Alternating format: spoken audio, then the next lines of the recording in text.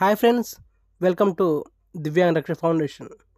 దివ్యాంగ్ రక్ష ఫౌండేషన్లో మేము సైతం అనే కార్యక్రమం స్టార్ట్ చేసిన విషయం తెలిసిందే.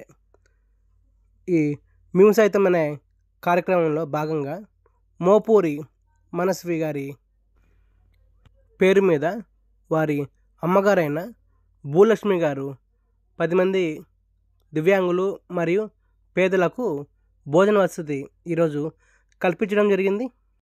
ఈ భోజనం అందుకున్న పేదల తరపున దివ్యాంగ రక్షక్ ఫౌండేషన్ తరపున మనస్వి ఈ పాప నిన్ను నూరేళ్ళు సుఖ సంతోషాలతో ఉండాలని కోరుచున్నాను.